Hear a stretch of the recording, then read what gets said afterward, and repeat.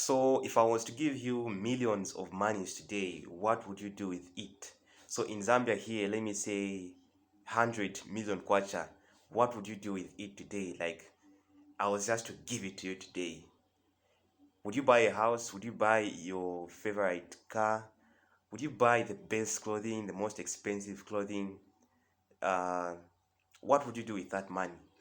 Maybe let us begin from there. Well, as for me, I think it's quite a really tough question to answer. But I think I would mm, maybe I would buy myself some food in those places we see from a distance. Maybe some of you may have that thought in mind, like, okay, I would do this with this huge sum of money. But then that just speaks of what we humans are mostly glued to.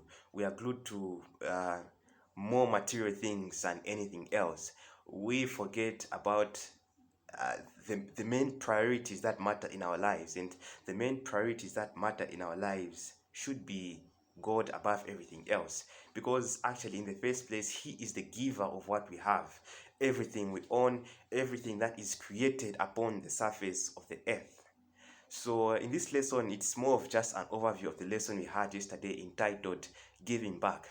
We have to give back to God everything we earn, everything we owe to Him, because everything actually belongs to Him. The wealth we acquire at the end of the day, the clothing we have, and everything, it's because God has made it possible, a blessing for us to have those things. So, first thing first, let us prioritize God in everything we do, in our monies. Let us honor God in our wealth and everything we have. It's not by our strength nor our might that we acquire these things. Thank you so much for joining us today. I hope you've had a wonderful week, and I pray that God blesses the works of your hand, even as you remember to be faithful in retaining what belongs to Him, the tithes and offerings, even as you manage what He has entrusted with you, whether small or huge. I was your host today, Christopher Wendawai Muyatwa. Thank you so much and stay blessed.